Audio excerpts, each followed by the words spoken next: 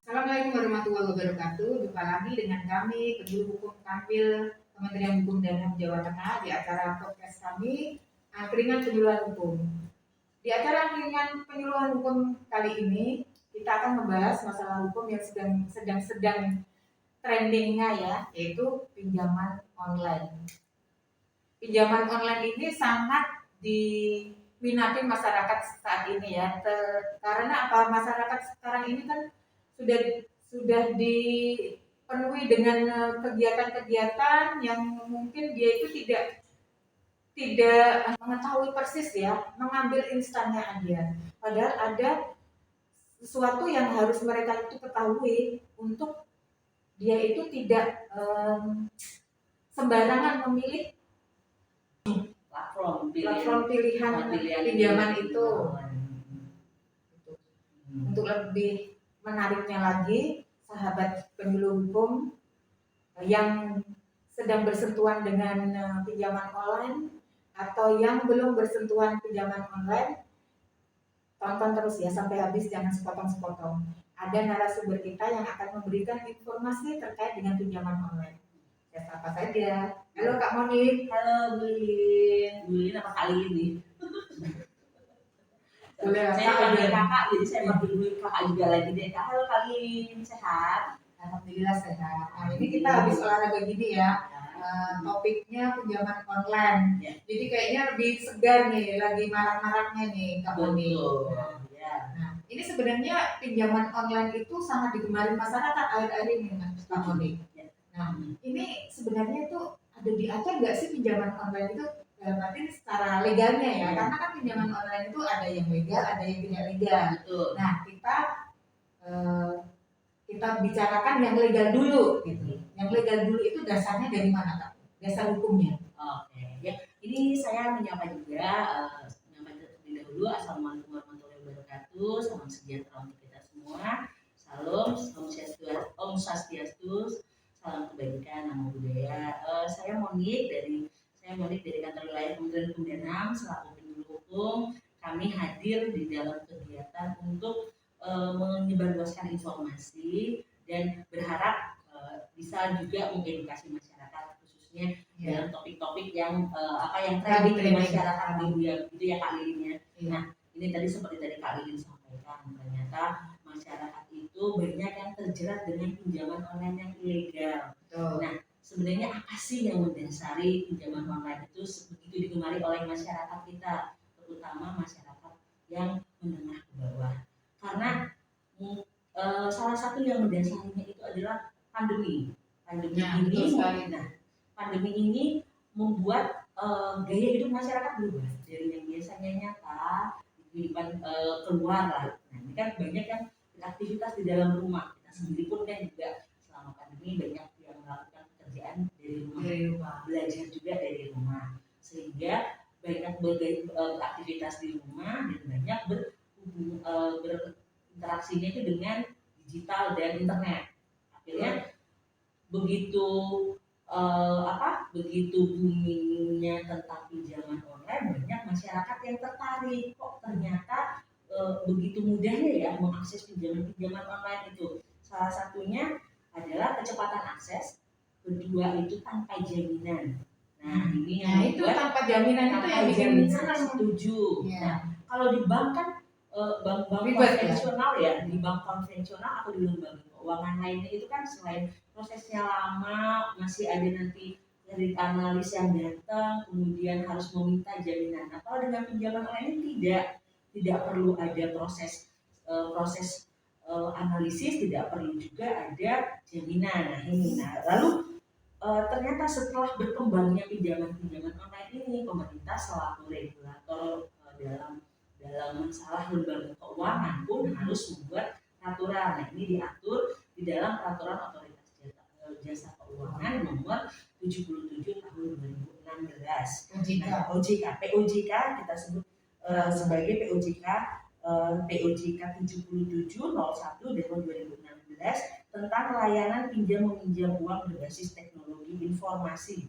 Nah, disinilah diatur mengenai pinjaman online ini, tapi yang legal. Nah, ini poin legal dan tidak legal ini yang menjadikan banyak terjeratnya masyarakat. Karena apa? Kalau yang legal jelas dasar hukumnya. Nah, yang ilegal ini sama persis kan, sama persis pinjaman online ketika kita browsing sesuatu, ketika kita bermain sosial media, kemudian ada clickbait, ada yang muncul tiba-tiba pinjaman online dengan nominal segini, bunga segini, kemudian akses cepat langsung bisa ditransfer ke rekening. Nah, ini yang seringkali membuat masyarakat tergiur, begitu cepatnya akses, tinggal diklik, kemudian sudah suruh mengisi data pribadi, memasukkan nomor induk kepegawaian, nomor induk kepegawaian, nomor induk kependudukan, lalu nomor induk KTP, kemudian foto selfie dengan KTP. Itu saja sudah. Itu yang pakai foto KTP sama selfie itu yang ilegal apa yang legal? Semuanya pakai prosesnya legal. Nah, legal itu sebenarnya prosesnya sama.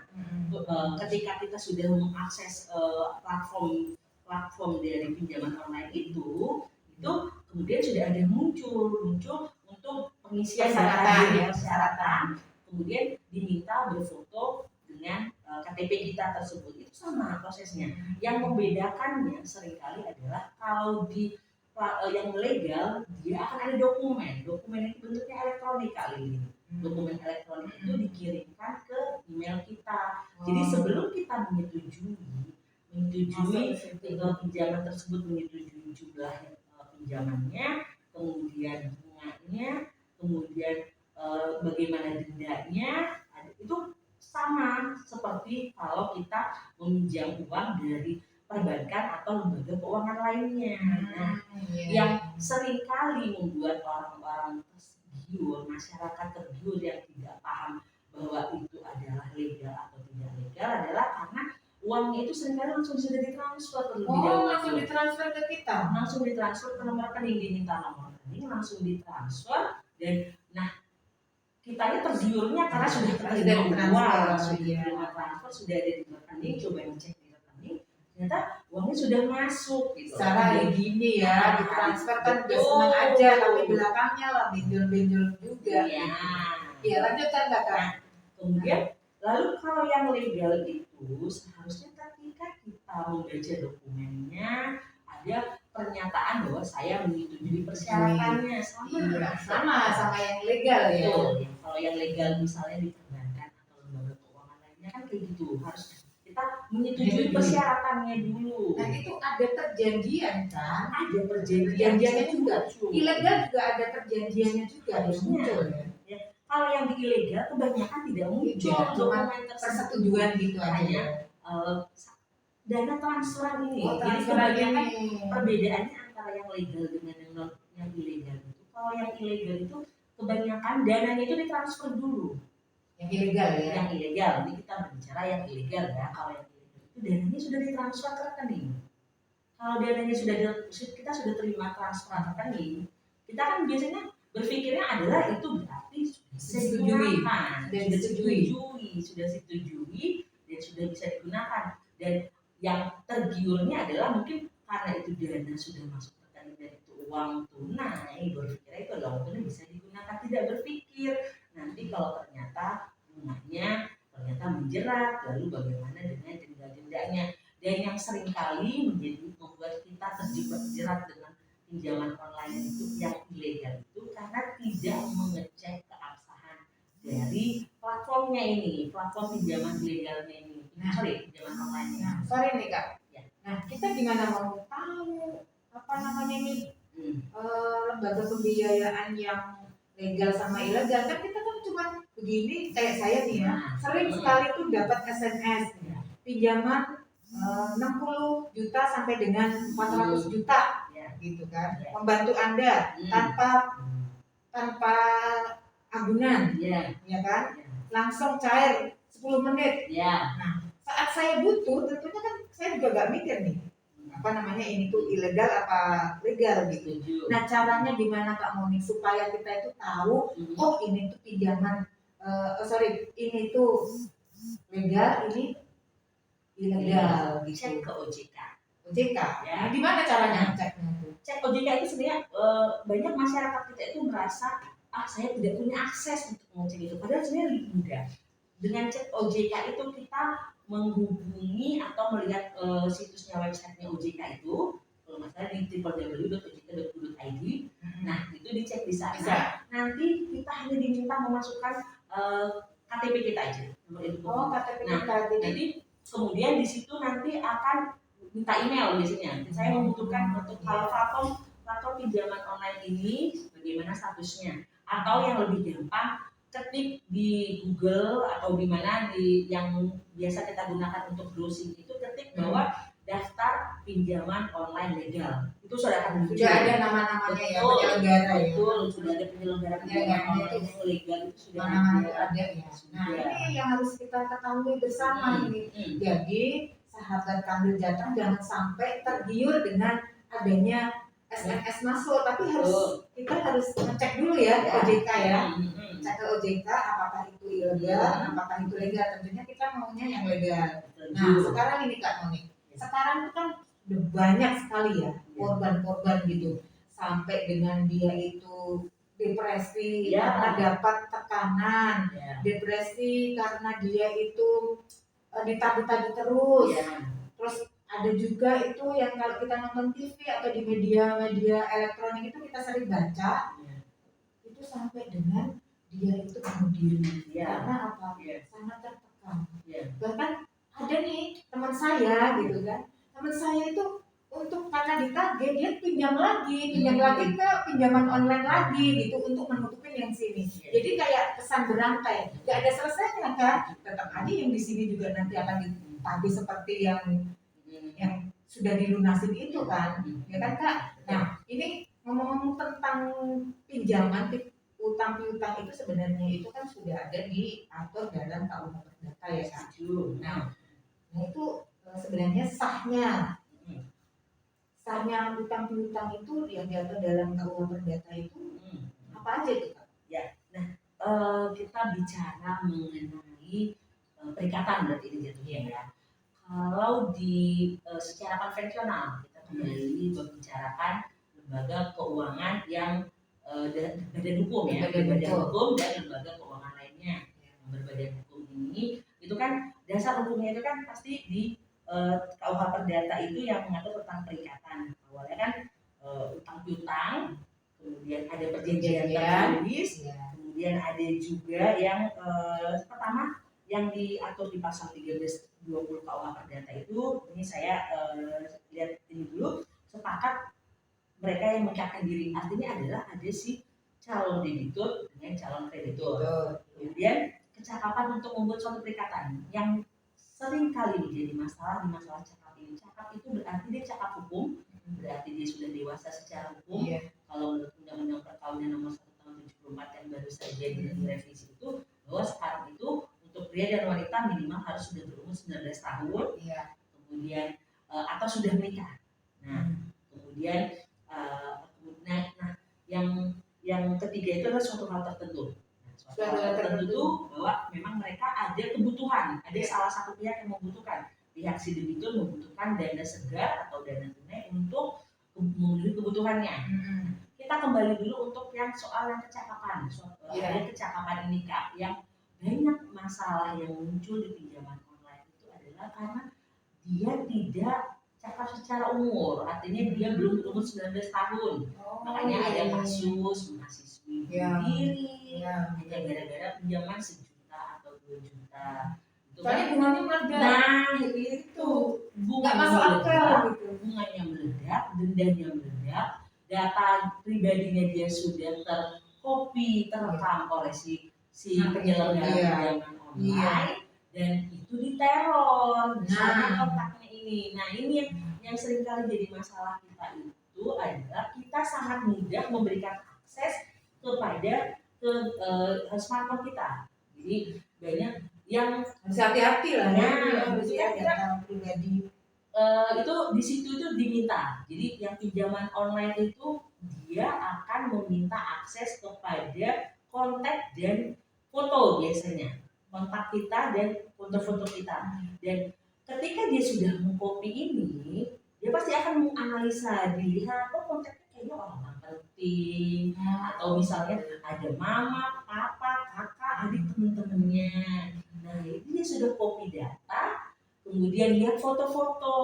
Nah foto-foto makanya saya sering ini nanti keterkaitannya ke undang-undang ITE, Nah, informasi ini Kak, transaksi elektronik. saya kan kemarin juga baca tuh di media elektronik, salah satu media elektronik itu ada seorang perempuan, dia kan mungkin zaman online juga, dia itu sampai depresi karena data pribadi dia itu diambil, bahkan disalahgunakan, bahkan dia itu sampai di foto yang secara tidak senonoh lah, aku sampai padahal ini editing kan? Iya, padahal itu editing, itu kan merugikan. Dan ada juga yang sampai saya katakan korban ya, dia peminjam atau debitur itu sampai dikeluarkan dari kantornya, dari pekerjaannya, karena menurut bosnya, pimpinannya, dia itu sudah mencemarkan nama baik kantor perusahaannya. Akhirnya dia dikeluarkan, sudah menanggung biaya utang, dia dikeluarkan juga.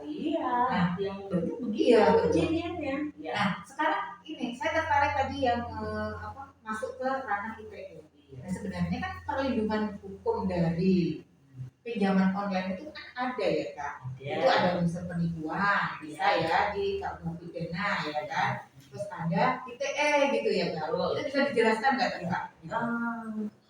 Sampai berapa yang bisa menjerat itu? Iya. Kalau berbicara soal perlindungan hukum, sebenarnya sih pemerintah kan sudah mengantisipasi. Misalnya ketika ketika kita diminta akses ke kontak dan foto-foto kita. Nah, itu kan sebenarnya ada pilihan, ya atau tidak. Nah, pilihan-pilihan itu kan berarti sebenarnya ada konsekuensinya. Ini yang kita mengajak masyarakat kita itu untuk mengedukasi masyarakat agar ketika ada pilihan itu pertimbangannya dipikirkan dulu lah ya. Dipikirkan dulu, cari dulu informasi sebanyak mungkin. Kalau nanti aku mengiyakan, apa nanti yang jadi efeknya, apa efeknya jangka panjangnya bagi aku. Kontak itu kan berarti semua nomor handphone, semua nomor kontak dari orang-orang yang kita kenal itu kan data penting. Nah, apalagi foto-foto, kita kan tidak ingat kapan kita berfoto yang mungkin bersifat pribadi. Itu nah, di situ kan dikasih pilihan. Nah, sebelum kita memutuskan untuk memilih, kita harus mulai mencari dulu informasi. Disinilah pentingnya kita selalu mengajak kawan-kawan khususnya di wilayah Jawa Tengah, rekan-rekan kantor wilayah Kementerian Hukum dan HAM Jawa Tengah itu untuk mulai meningkatkan literasi digitalnya, mulai membaca. Jadi sekarang memang sudah berubah dengan adanya semakin meningkatnya penggunaan platform-platform digital. Kita sekarang sudah tidak membaca buku lagi, tidak membaca lembar-lembar kertas lagi. Kita sekarang membaca menggunakan smartphone kita, menggunakan laptop, menggunakan PC, jadi yang berbasis internet kan. Nah itu sebaiknya memang kita gunakan sebaik mungkin, sebijak mungkin gunakan itu untuk mencari informasi. Tadi pemerintah sudah membuka peluang. Kalau ingin mengetahui legalitas suatu platform pinjaman online, cek ke OJK. Atau dengan gampangnya kita kan terbiasa dengan browsing. Nah, di situ tinggal diketik pinjaman online legal itu akan muncul datanya itu semua.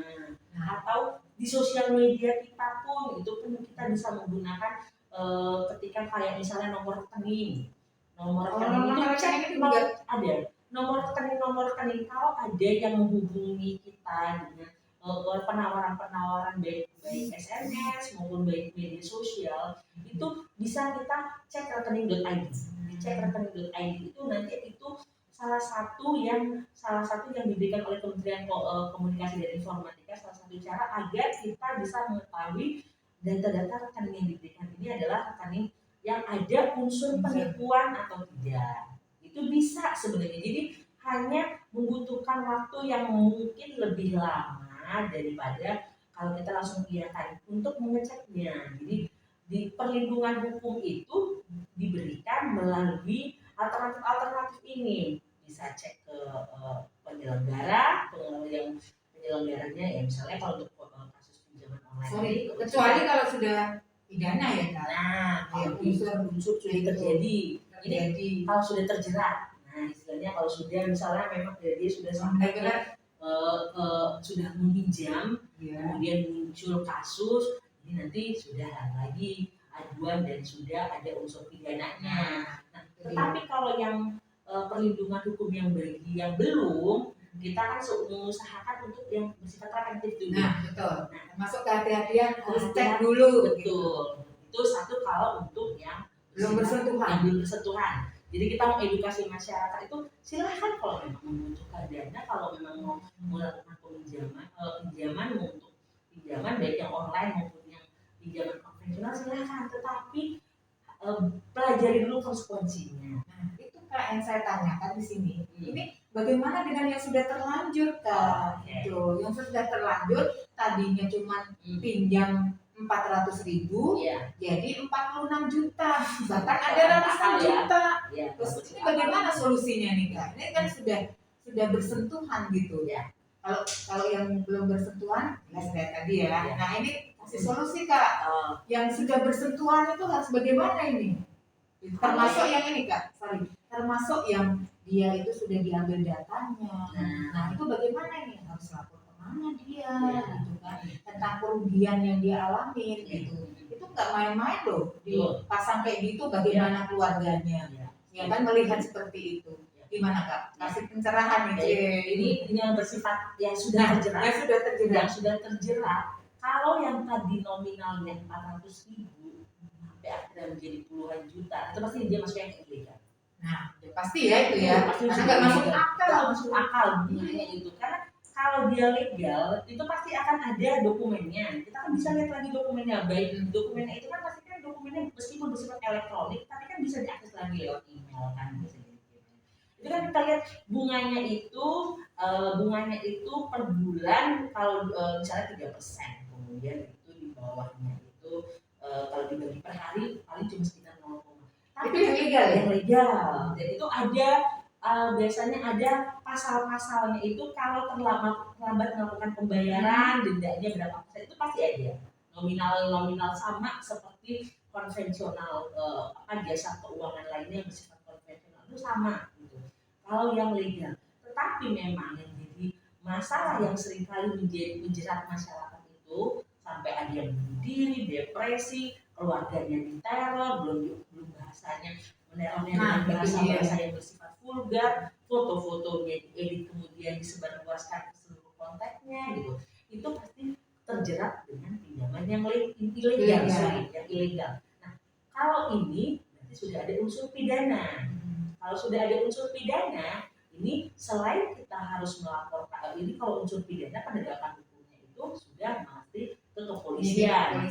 Ke Bareskrim lah. Nah, kalau di sini ke Bareskrim karena sudah akan mencakup ke penegakan hukum itu Undang-Undang ITE, informasi dan transaksi elektronik penyalahgunaan data pribadi kan. Kalau misalnya itu dikirim wajahnya si debitur, badannya badan orang lain dan yang bersifat editan dan melanggar undang-undang pornografi, bisa aja itu penegakan hukumnya polisi akan menjeratnya dari undang-undang pornografi dan pornografi atau yang ITE. Itu kalau yang sudah terjerat, Nah, kemudian kalau untuk OJK bisa juga dilakukan aduan. Kalau untuk tindak pidananya kan tadi ke Bareskrim, ke kepolisian. Nah, kalau untuk si penyelenggara platform penyelenggaranya itu kita laporkan ke OJK. Ke OJK itu untuk mengadukan tentang pinjaman online yang ilegal ini. Sebentar Kak. Nah, ini biasanya itu perusahaan, ya mungkin yang kata Kak Monik itu tadi itu pasti ilegal kalau bunganya juga. Nah, itu dicari perusahaannya itu nggak ada, penyelenggaranya nggak ada. Itu gimana solusinya? Itu kan kejadiannya terakhir yang di Jogja. Seorang ibu rumah tangga depresi karena dia terjerat pinjaman online yang setelah dia melakukan pengaduan ke kepolisian, ternyata pinjaman online itu di luar negeri. Ini yang perlu kita sadari dari awal juga. efek samping tadi saya bilang Konsekuensi. konsekuensi dari begitu mudahnya akses terhadap internet dan akses ketika dunia katanya sudah global itu konsekuensi dari globalisasi itu sekarang kantor itu nggak perlu ada kantor itu nggak perlu sekarang ya. Sudah bisa sekarang selama ada akses internet kemudian dananya juga ditransfer ke rekening ya kan dananya ditransfer ke rekening dan kalau katanya mau diawasin oleh PPATK misalnya PPATK orang pinjamannya cuma 500.000 1 juta 5 juta ya terlalu banyak kan transaksinya gitu makanya ya memang di sini kita itu lebih mengajak agar sahabat kantor wilayah Kementerian Perhubungan Jawa Tengah itu lebih aware untuk tindakan preventifnya, lebih menerapkan prinsip kehati-hatian ini. Terutama yang belum bersentuhan yang mendingan jangan ya, mendingan utang ke Kak Moni. Koperasi lah. Pakai secara lisan nggak ada perjanjian. Kamu nih pinjam ya, bulan depan saya bayar gitu ya kayak. Ya itu intinya pokoknya jangan sampai dia terjerat kayak gitu. Kita harus hati-hati. Kalaupun sangat butuh, kita harus cek dulu ya di OJK. Itu sangat gampang sekali yang tadi sudah dijelaskan Kak Moni. Nah sekarang nih Kak Moni, ini kan jadi nama penyelenggara yang legal ya, itu jadi jelek gitu karena debt collectornya itu yang ilegal itu sangat-sangat tidak punya etika yang bagus gitu kan ya. Manusia juga manusiawi dengan kayak gitu terus sampai dengan ada yang diintimidasi itu artinya kan itu enggak ini jadi nama yang sebenarnya yang legal itu yang bagus itu jadi jelek gitu. Benar ya Kak? Nah, itu sebenarnya kalau debt collector yang ilegal itu dia itu siapa? Kalau yang legal itu apakah dia itu yang legal ya? Apakah itu dia itu bersertifikat gitu kan gitu dan sanksinya apa apabila yang legal nih ya ada misalnya yang namanya debt collector itu kan juga manusia kadang-kadang dia kan dikerja target juga gitu sehingga dia melakukan yang penting hari ini lu harus bayar gitu kamu harus bayar gitu kan dia kan dikerja target juga nah dengan misalnya etikanya kurang bagus itu berakibat apa di lembaga penyelenggaranya itu? Iya, ini masalah penagihan ini memang yang menakutkan juga, merinding lah. Ini bagi masyarakat memang sangat jadinya memang teror ya. Gitu. Tapi kalau untuk yang debt collector sebenarnya itu ada sertifikat kan. Kalau yang legal ya, yang legal itu kan dia bersertifikat. Kemudian ya saya tidak tahu persis bagaimana untuk pelaksanaannya, tapi sepemahaman saya itu dia seperti kayak penagihan kartu kredit aja paling ditelepon sopan gitu ya bagus lah bahasanya paling ya sudah akan jadi tempo tanggal segini silakan lakukan pembayaran itu saya rasa sih yang legal itu lebih ke arah sana yang maksudnya ke arah sana itu artinya dia lebih kepada mengingatkan karena kan nanti ada perjanjiannya sudah akan nanti dikenakan denda kita sudah paham gitu nah yang mengingatkan lah ya lebih mengingatkan jadi masalah ini memang ilegal ini dia jauh tapi dia mengancam ini susah nanti dicari kan karena dia dia lebih mengandalkan ini kontak-kontaknya tadi makanya data yang sudah dia copy itu nanti dikirimin dieditin foto-foto dan dia siapa dikirim ke teman-temannya si debitur itu keluarganya gitu juga kan ini kemarin ada kasus pada saat saya memberikan materi tentang pinjaman online ini ada teman dari BPKI Jakarta itu ada yang curhat ke saya jadi salah satu pegawai di kantor itu terjerat dengan pinjaman online yang ilegal dan semua kontak-kontak teman rekan-rekan di kantornya itu dihubungi semua diintimidasi dan memang sudah dilakukan pelaporan saat ini sedang diproses di Barreskrim. Nah itu contoh kecil yang jadi masalahnya. Kalaupun misalnya masalahnya terselesaikan, ini memunculkan permasalahan lagi di masyarakat yang perlu kita carikan solusi. Ini kalau misalnya masalahnya terselesaikan, taruhlah misalnya punya ternyata utang-utangnya terselesaikan, si pelaku pinjaman online-nya kemudian misalnya kabur atau kemana karena kan banyak dia tidak punya kantor dia biasanya betul. Dicari kantongnya nggak Dicari ada. nggak ada. Kontak handphone gampang banget kan, ganti handphone. Iya, ganti handphone selesai. Ganti handphone selesai. Sosial medianya di sosial medianya dinonaktifkan. Itu kan sangat mudah hal seperti itu. Nah, ini yang perlu kita carikan juga. Bagaimana ketika masalah sudah selesai, tapi nama baiknya sudah tercoreng. Nah, itu dia. Bagaimana itu Kak? Nah, kalau saya memang kita kalau bikin sekedar aturan, kalau mau dibuat sekedar aturan, sudah banyak sebenarnya aturannya.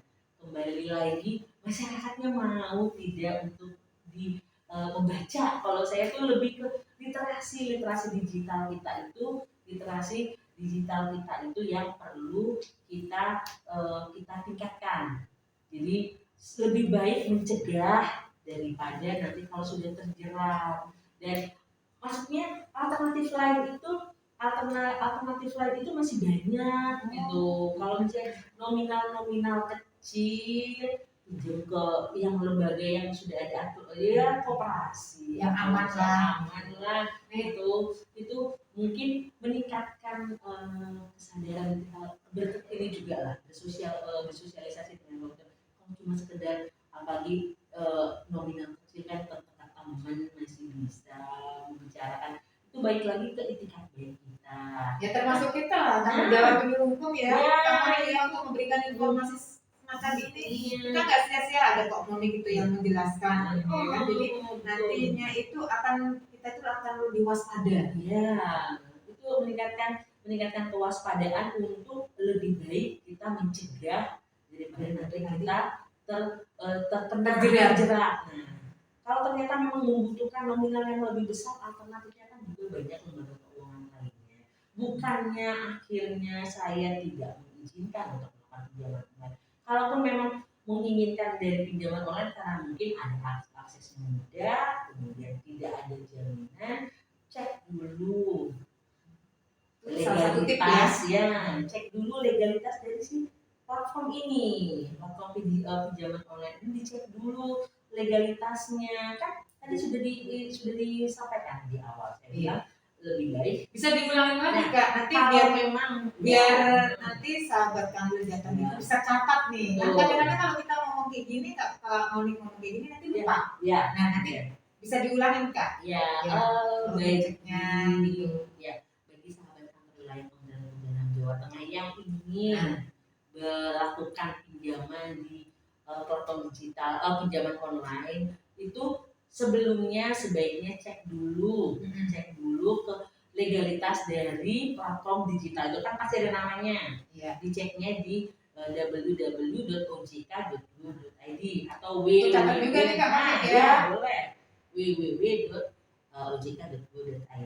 www.ojk.go.id.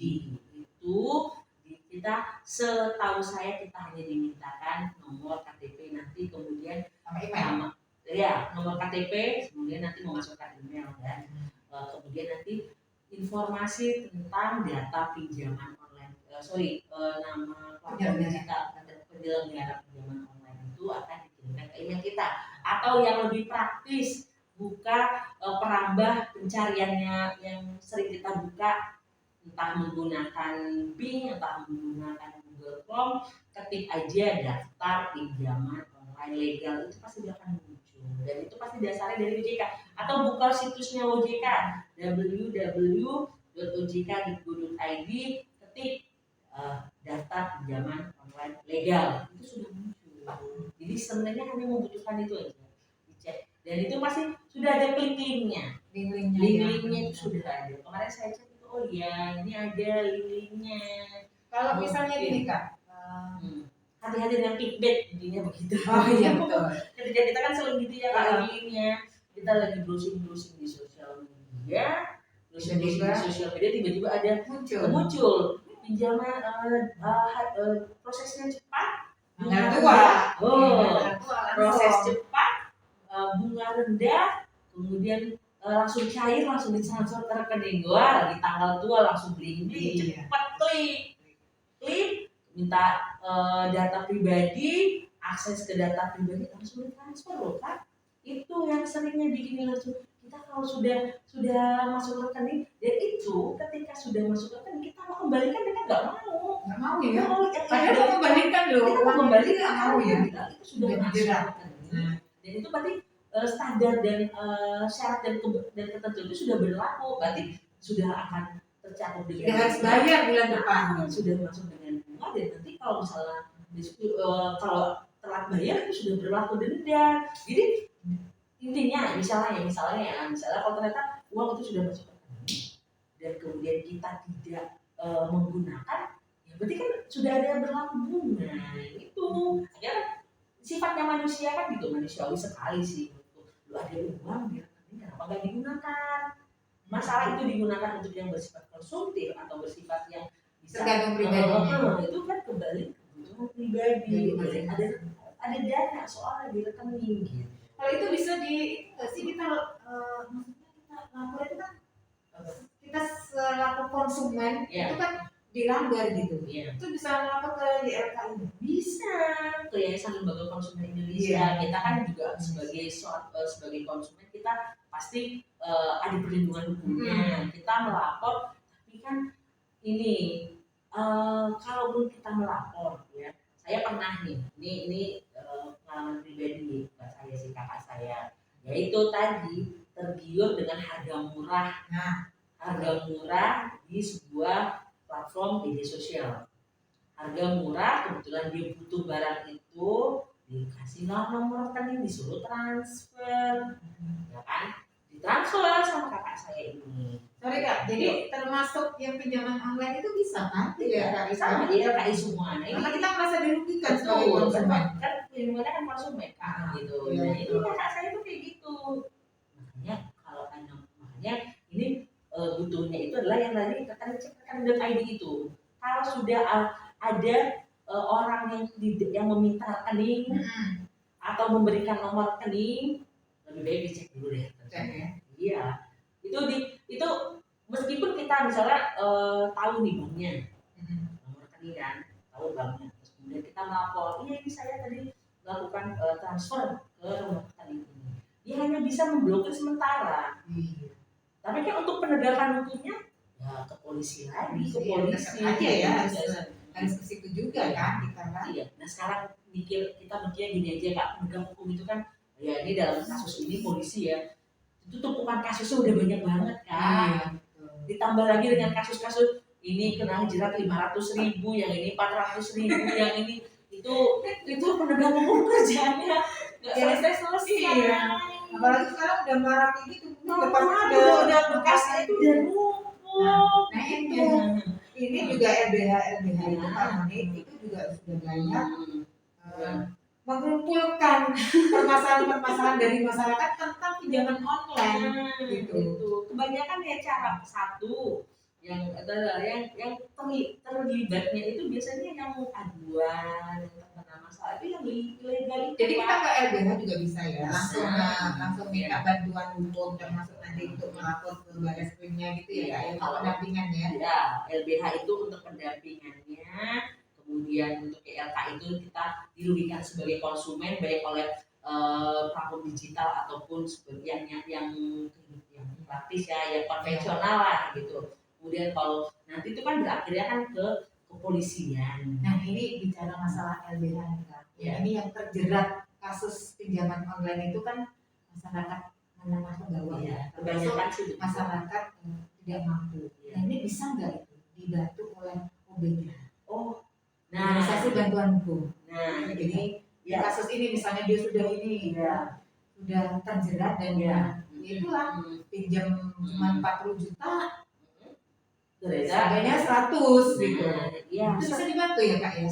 Setahu saya ada di kantor wilayah Kementerian Hukum dan HAM Jawa Tengah itu diberikan layanan bantuan hukum. Jadi masyarakat yang mengalami kesulitan untuk mengakses peradilan, kebanyakan itu kan ada yang litigasi, ada yang non litigasi. Tapi dengan syarat ya. Dengan syarat. Nah, syaratnya ini harus mendapatkan surat keterangan tidak mampu, tetapi tidak mampu bukan dalam hal ekonomi ya Kak. Tidak mampu untuk beracara, artinya gitu. Tidak mampu untuk membayar jasa Jasa. ahli hukum atau jasa pengacara ketika akan mengajukan kasusnya misalnya ke kepolisian. Nanti kan sekarang proses peradilan berjalan kan di sini. Nah itu bisa dibantu. Di Jawa Tengah itu sudah banyak lembaga bantuan hukum. Nanti untuk apa? Untuk daftarnya nanti mungkin akan kita bisa langsung ke Kementerian Hukum dan HAM Jawa Tengah, itu juga bisa ke kantor wilayahnya di Jalan Dr. Cipto nomor 64 di Semarang, atau bisa juga mencari misalnya ke kelurahan Sudah ada ya? Sudah ada. Apa?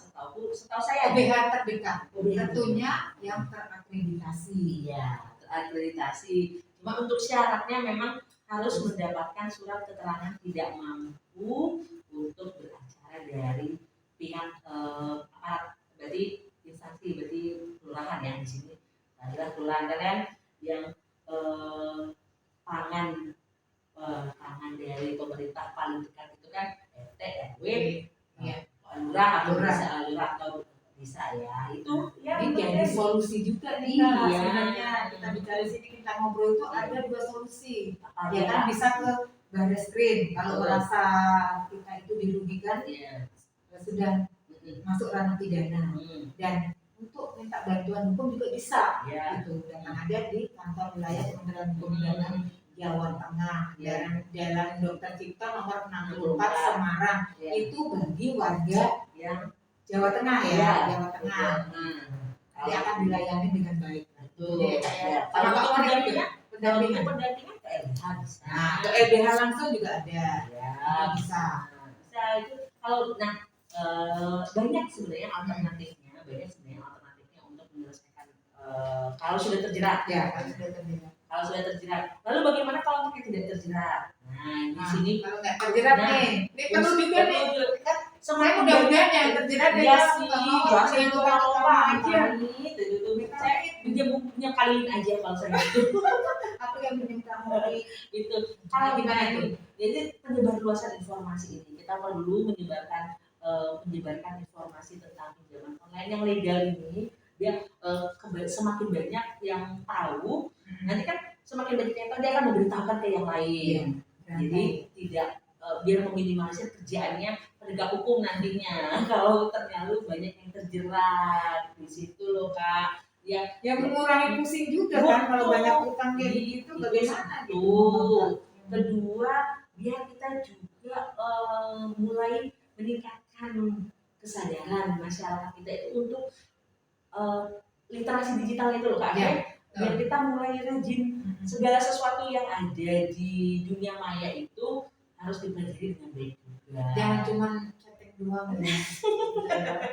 Chatting terus nonton drakor gitu, harus belajar juga biar nggak terjerat pinjaman online yang ilegal, ya kan? Aduh, yang biasa sekali. Jadi maksudnya semua hal itu kan ada baik buruknya, ada positif negatifnya.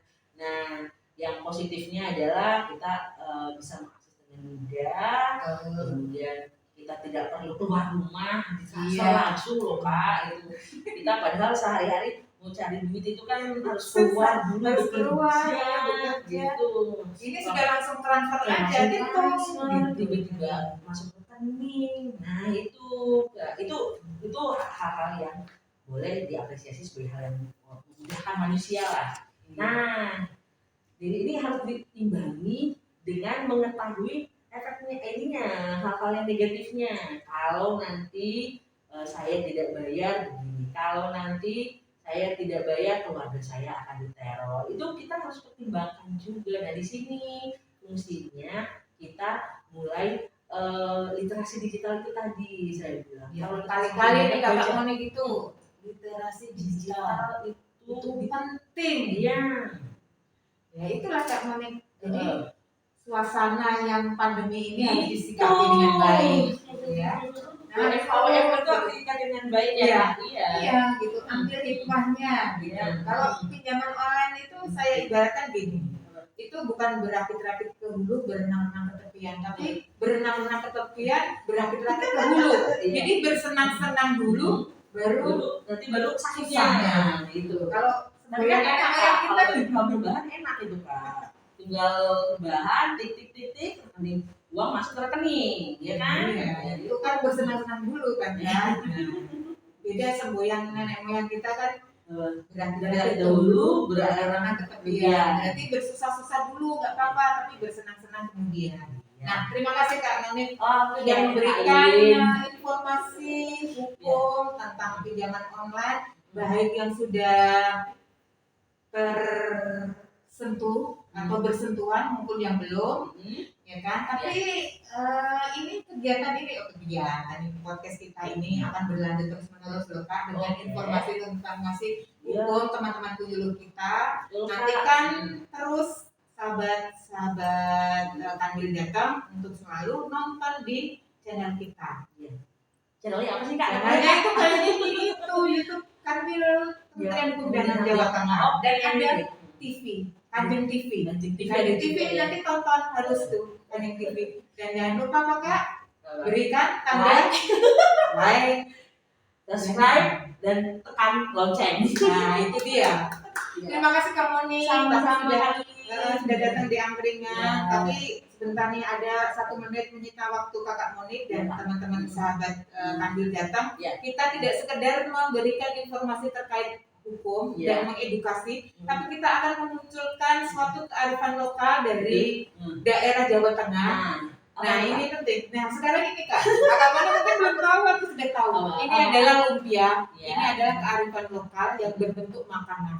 Jadi sahabat, isinya itu rebung. Tapi saya nggak mau bocorin di sini reviewnya. Jadi cukup nanti sahabat Kandil datang. Kalau berkunjung ke Semarang, beli lumpia. Banyak di pinggir jalan itu banyak. Dan rasanya enak. Oh iya. Dan Saya sudah makan kok. ini biasa kita di angkringan kita itu biasa kan. Kalau angkringan itu pasti ada wedang jahe.